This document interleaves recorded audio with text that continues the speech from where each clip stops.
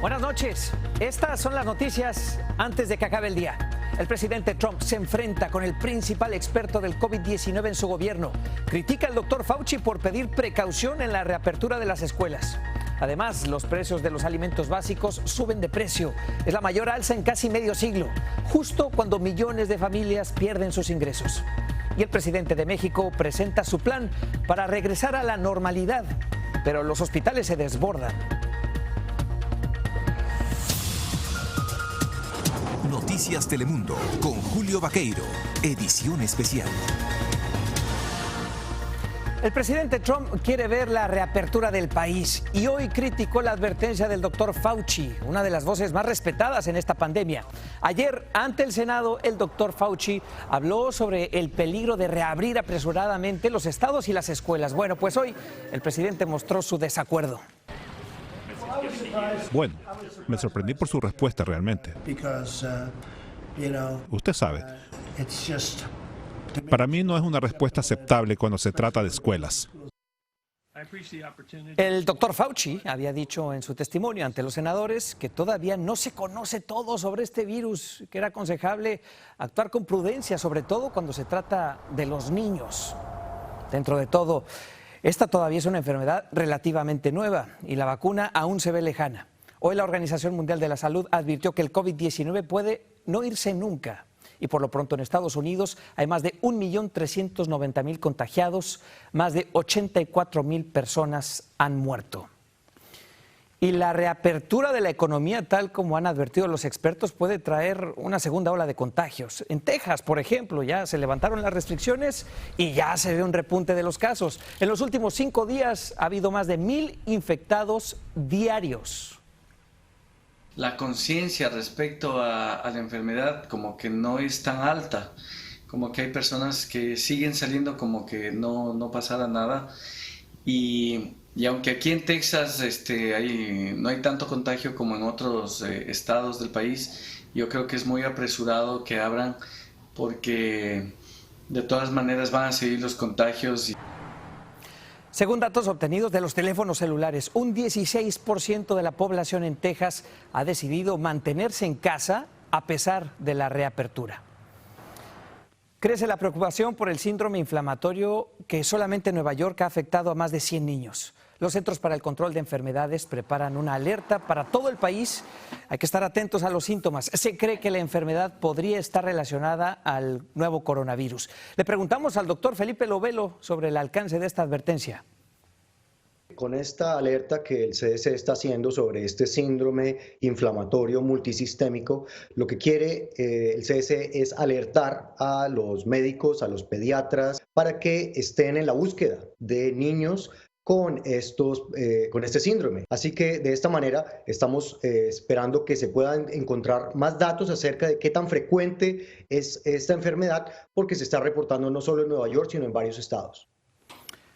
Bueno, se sospecha que ya hay casos de este síndrome respiratorio justamente en 14 estados y las autoridades confirman la muerte de al menos 9 niños menores de 14 años. Dentro de todo esto preocupa también el bolsillo, y es que la Oficina de Estadísticas del Departamento del Trabajo presentó datos que nos muestran que los precios de los alimentos van al alza.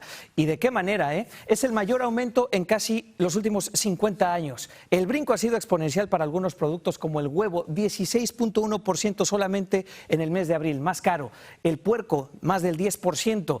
Carnes y pescado, 4.3%. Cereales y productos para la repostería, casi el 3% de aumento solamente en el mes de abril. Frutas y vegetales, también un aumento de 1.5%. Si juntamos todos los productos que consumimos, entonces en el mes de abril pagamos 2.6% más por nuestra comida. Hay explicaciones, según los expertos, se debe justamente a la pandemia. El cambio en el lugar en el que hacemos las compras, ya no vamos a los restaurantes, a la cafetería, los productores están sintiendo esto y se refleja en el precio de los productos en el supermercado. También el impacto en las cadenas de abastecimiento por la cuarentena, porque hay productores enfermos, en fin, todo esto, mientras 20 millones de personas pierden su trabajo, 1 de cada 5 hogares tiene incertidumbre alimenticia. Carla Mesola fue y averiguó cómo le está pegando a todo esto a las familias. Esto de aquí también está como en 7.42, antes estaba alrededor de 5.50. Perdió su trabajo a causa del coronavirus y el dinero ahorrado se está acabando. Y ahora con el aumento de precios en la canasta básica, Mario se ha visto obligado a reducir los alimentos que lleva a casa. Antes yo hacía mercado como cada 15 días, ahora simplemente me limito a comprar lo que necesito para el día. Porque no puedo destinar gran parte del dinero en un mercado cuando no sé si voy a tener dinero para gasolina o para otra cosa. Miles de familias como la de Servando están resintiendo el incremento en los productos, mismo que no se veía en casi medio siglo. Antes estaba en comida, compraba unos $100, ahorita estoy gastando hasta 150. Nos ha tocado buscar sitios que tengan mejores precios. En general, las compras del súper fueron más caras en abril por encima de los demás meses antes del coronavirus. Por ejemplo, la docena de huevos subió hasta un 16%, lo que significaría que usted pudiera estar pagando hasta $3 más en algunos supermercados. Mientras que las carnes, aves y pescados aumentaron en más del 4%, y esto tan solo en el mes de abril.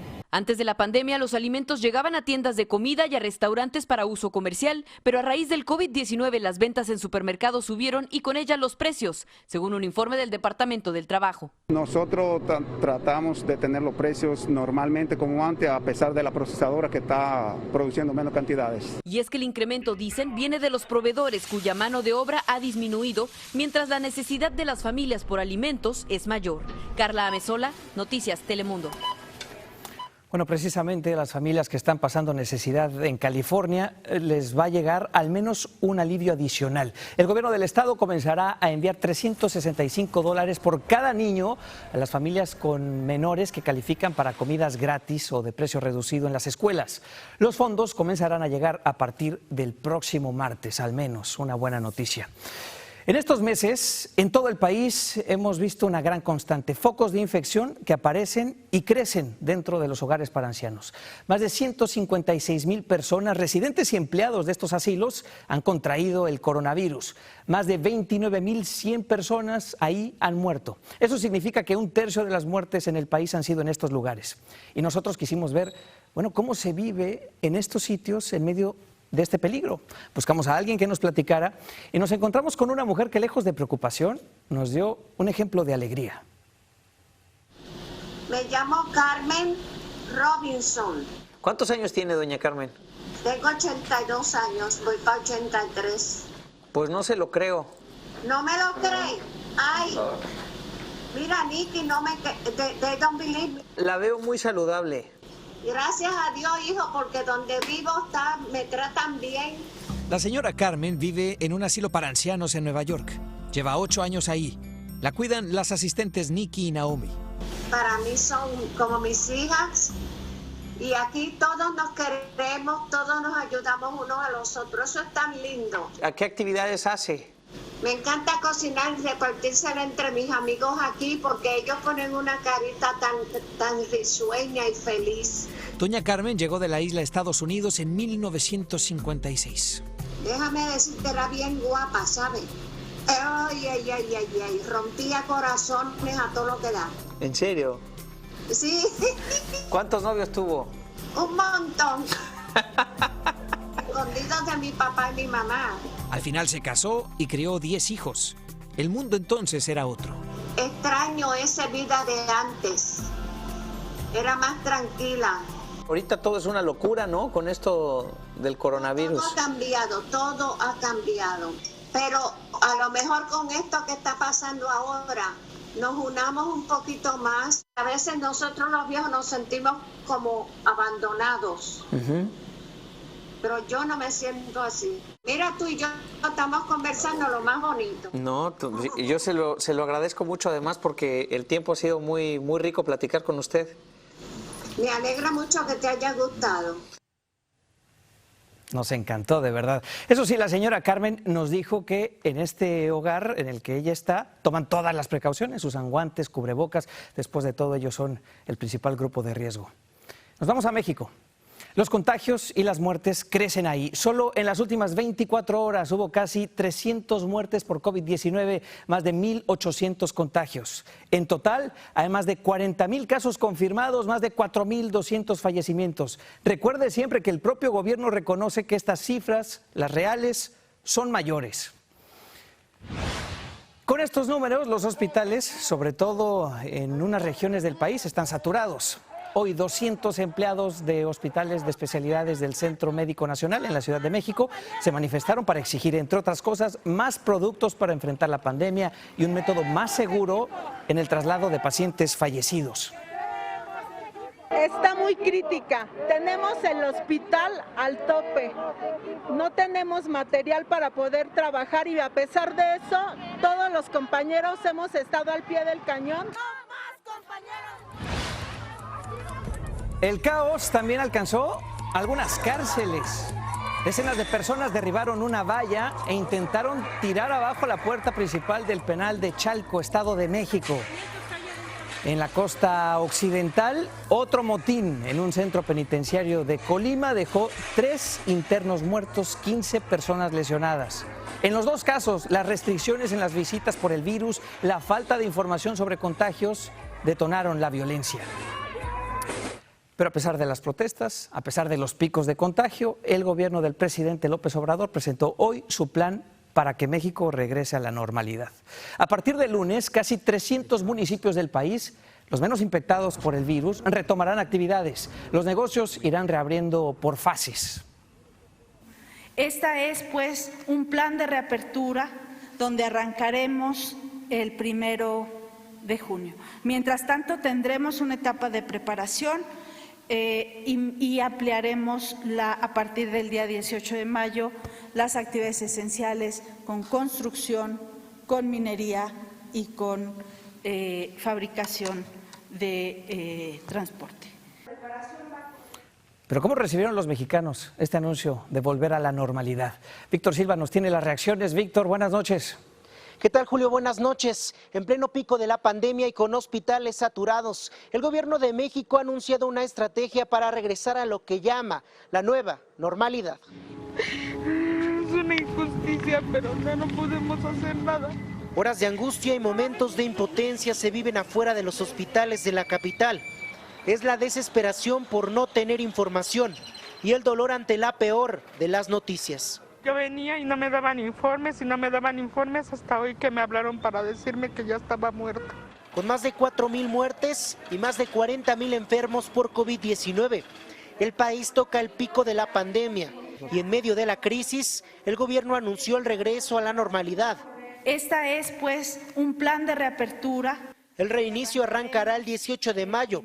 269 municipios sin contagios podrán regresar a actividades escolares y laborales a partir de esta fecha, aunque algunos mexicanos en las calles no están de acuerdo.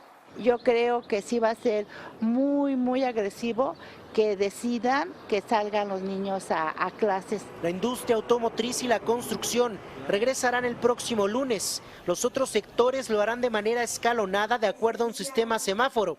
Para la señora Erika, el retorno sería un alivio a su bolsillo. Ahora sí que somos muchas familias, ¿no?, las que estamos detrás del dinero por el hambre, por nuestros hijos. Sin embargo, al menos 9 estados mexicanos aseguran que no acatarán la estrategia del presidente porque el peligro es aún latente. En México, Víctor Silva, Noticias Telemundo. Es un dilema difícil, el dinero o la salud. La pandemia y el cierre de la frontera afecta también el negocio de los traficantes de personas, los coyotes. Su clientela ha caído a niveles nunca vistos. De hecho, las detenciones de la patrulla fronteriza a adultos con niños cayeron en el mes pasado un 92% en Yuma, un 88% en El Paso y un 91% en el Valle del Río Grande. Un coyote le dijo a Noticias Telemundo que realmente son pocos los migrantes que se atreven a cruzar. Ahorita sí, por lo del coronavirus, se nos está viniendo abajo, ¿verdad? Porque no toda la gente se está arriesgando a llegar a un país donde está la epidemia. Se vino abajo toda la economía para nosotros y para la gente. Pero bueno, este traficante le dijo a Noticias Telemundo que tiene lista de espera para cuando la situación se calme y además aseguró que piensa aumentar sus tarifas de $9,000 a $11,000. Bueno, ¿recuerda usted a la dueña de la peluquería de Dallas, arrestada la semana pasada por abrir su local antes de que fuera permitido? Hoy se unió en Laredo a una protesta contra las restricciones a los pequeños negocios. Shelley Luther, junto a decenas de personas, expresaron su apoyo a 2 residentes latinas de Laredo, arrestadas el mes pasado por ofrecer sus servicios de belleza en medio de la pandemia. Yo sé que trabajar no es algo malo. Yo nunca me imaginé que por trabajar me iban a arrestar. Entonces sí me dio mucho coraje porque se me hizo una injusticia. Propietarios de varios negocios de Laredo dejaron claro que las restricciones a nivel local y en el estado de Texas han arruinado sus ingresos.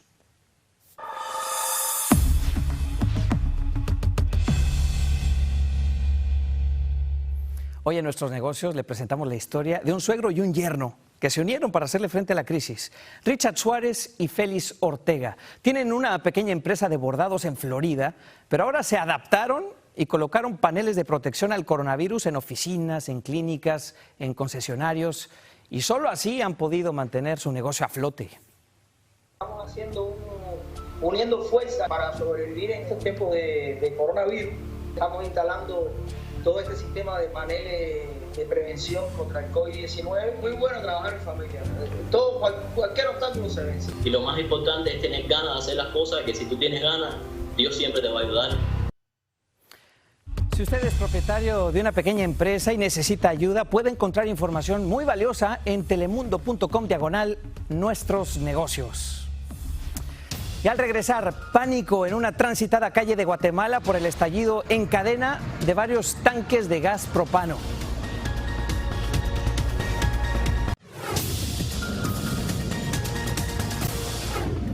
Bajo el argumento de la amenaza a la salud pública, el gobierno de Trump no solamente ha cerrado la frontera, también ha frenado prácticamente todo el sistema migratorio del país, de aquí hemos hablado de eso, pero ha llegado a tal punto que según datos obtenidos por el Washington Post, desde el 21 de marzo, solo a 2 personas que buscaban protección humanitaria en la frontera sur se les autorizó permanecer en el país, y hoy trascendió que el gobierno analiza implementar restricciones indefinidas en la frontera, otra vez con el argumento de la pandemia.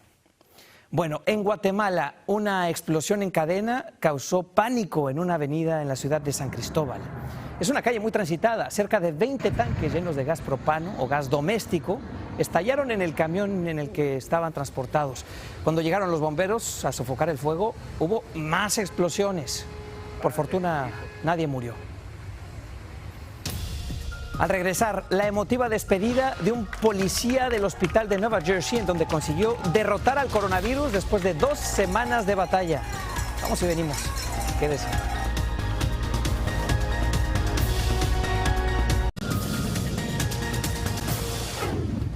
No dejan de aparecer imágenes que de verdad nos inspiran.